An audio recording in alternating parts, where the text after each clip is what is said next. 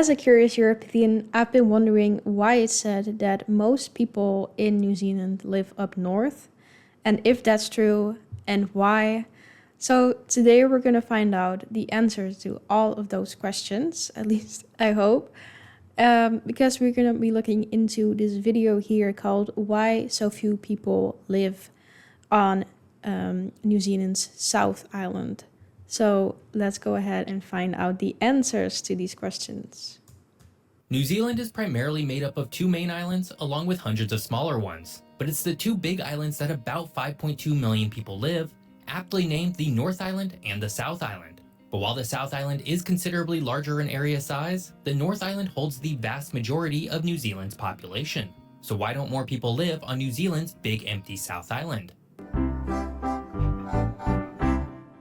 Welcome to Geography by Jeff. Today we're off to explore the population and geography of the country's two main islands. While New Zealand might be best known internationally for its awe-inspiring landscapes, the vast majority of its population lives in more modest surroundings.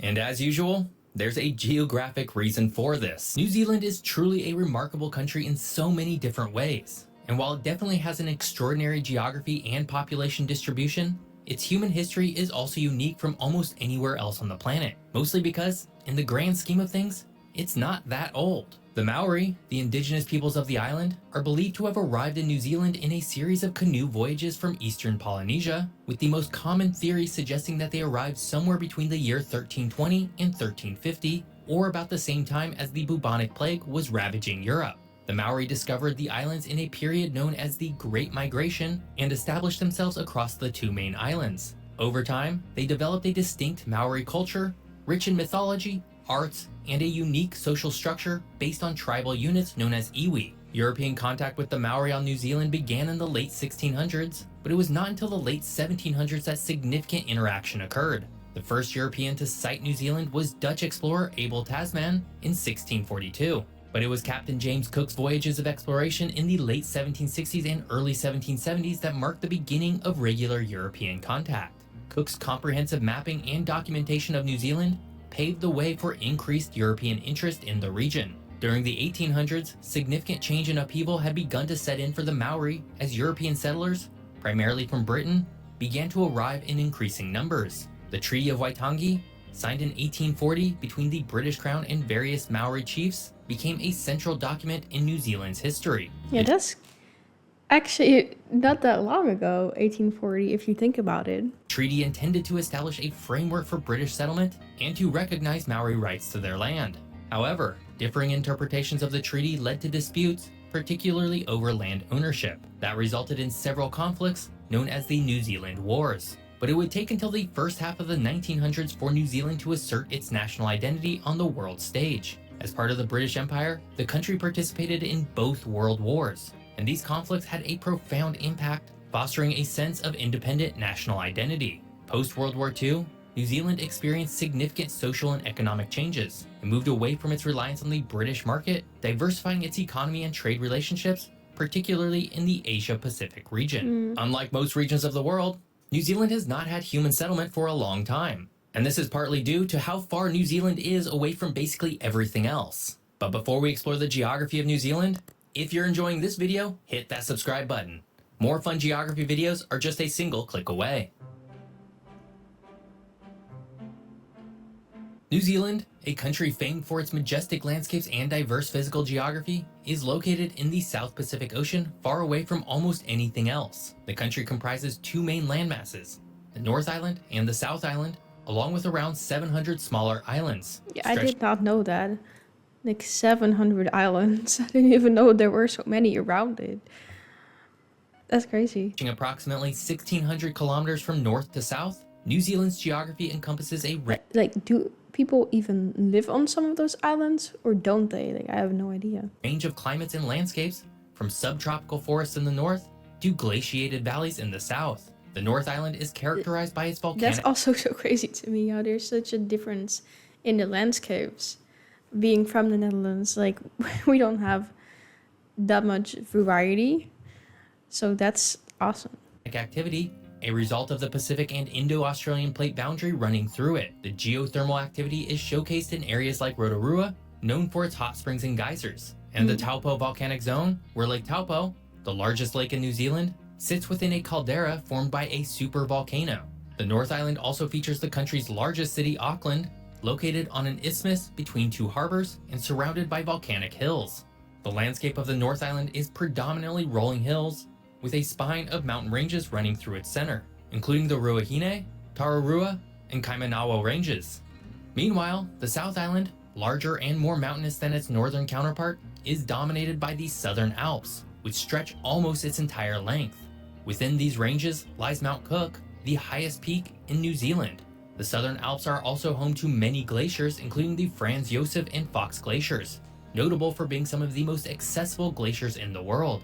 The island's west coast is renowned for its rugged, untouched beauty and receives high rainfall, contributing to its dense temperate rainforests.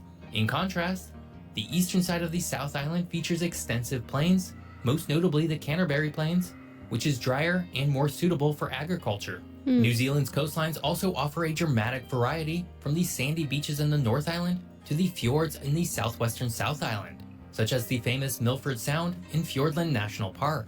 The country's maritime influence results in a generally mild climate, though it varies from subtropical in the far north to continental in some inland areas of the South Island. Finally, the country is located within the Pacific Ring of Fire, a region known for its high seismic activity. This tectonic setting results in frequent earthquakes and has shaped much of New Zealand's dramatic landscape. Major fault lines, like the Alpine Fault in the South Island, are responsible for some of the most significant geological features in New Zealand. For instance, the Southern Alps have been uplifted along the Alpine Fault, showcasing the powerful forces at work. Earthquakes in New Zealand can range from What does that mean, though? Have been uplifted? As in, the mountains shook?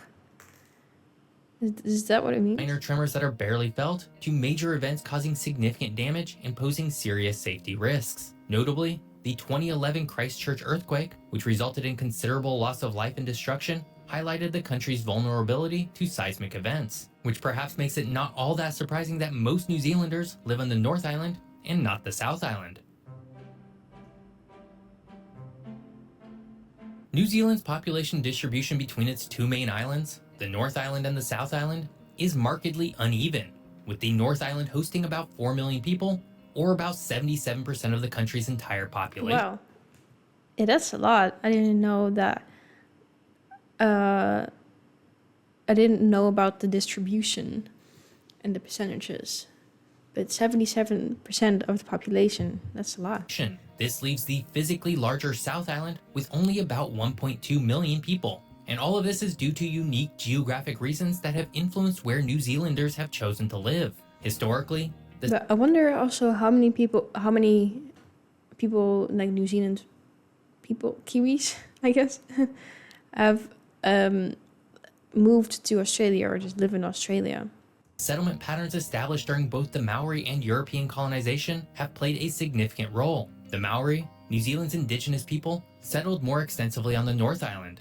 This was due to the North Island's warmer climate and its greater availability of natural resources conducive to traditional Maori lifestyle, including fertile lands for agriculture and more hospitable coastlines for fishing. When Europeans arrived, they also predominantly settled on the North Island, finding the climate more pleasant, particularly in regions like the Waikato and Hawke's Bay. And these historic settlement patterns would begin to influence modern economic factors. The North Island developed more rapidly and extensively in terms of both agriculture and urbanization. Cities like Auckland and Wellington, which are on the North Island, developed as major economic and administrative centers. Auckland, in particular, is not only the largest city in New Zealand, but also a primary hub for commerce, finance, and international trade. In fact, the city is especially well suited to being a primary economic hub because it has not one, but two natural harbors. Notably, the Waitemata Harbor is home to the Port of Auckland, facilitating easy trade and travel between New Zealand and the economic base of Asia.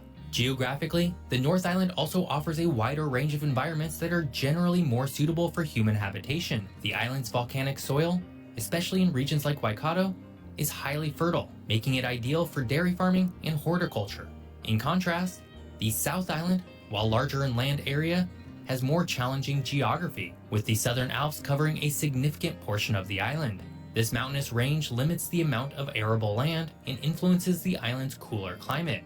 And of course, the climate itself is another crucial factor. The North Island, with its generally warmer, more temperate climate, is more attractive for both living and agriculture. The South Island, on the other hand, being physically closer to the South Pole, experiences a colder climate, which can be less appealing for settlement. Yeah, I guess that makes sense. But I was like, how can the climates be so different if they're so close to each other?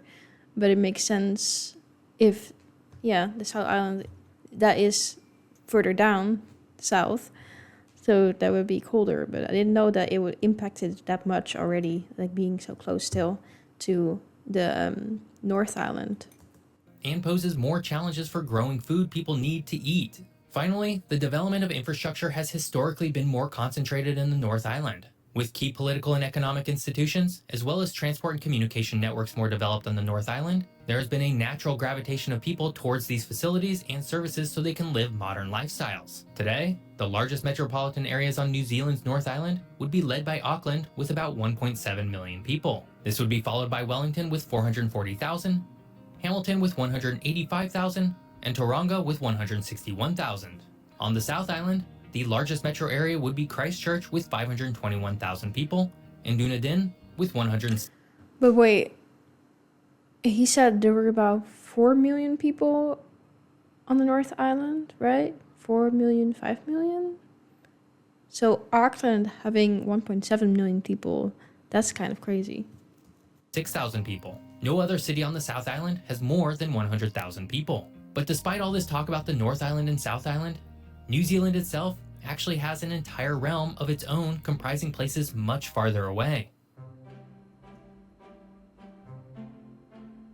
The realm of New Zealand is a distinctive political entity that represents a collection of territories under the sovereignty of New Zealand. It includes not only New Zealand itself, but also the Cook Islands, Niue, Tokelau, and the Ross Dependency in Antarctica. The existence of the realm of New Zealand is rooted in historic ties, geographic proximity, and unique constitutional arrangements that reflect the evolution of New Zealand's relationship with these territories. The concept of the realm of New Zealand was formalized in the latter half of the 20th century, but its origins can be traced back to New Zealand's colonial history and its subsequent path to becoming an independent country. Originally part of the British Empire, New Zealand gradually gained greater autonomy, culminating in full independence in 1947, with the adoption of the Statute of Westminster. As New Zealand evolved into a sovereign entity, it maintained close ties with certain territories. It's really not that long ago if you think about it.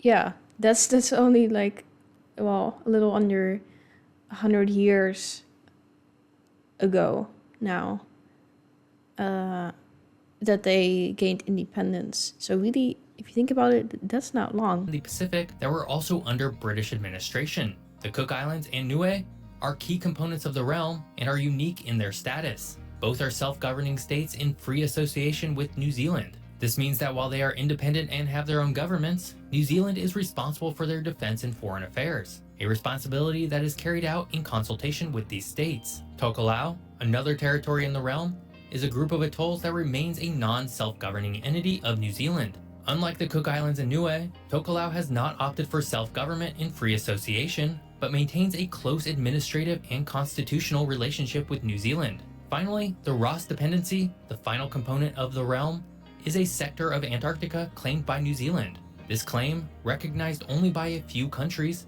is regulated by the Antarctic Treaty System, which promotes scientific research and bans military activity on the continent. New Zealand's involvement in Antarctica, including its claim on the Ross Dependency, is part of its broader commitment to the region's environmental protection and scientific research. The realm of New Zealand represents a modern approach to sovereignty and self-determination, allowing for diverse forms of governance and relationships within a larger political framework.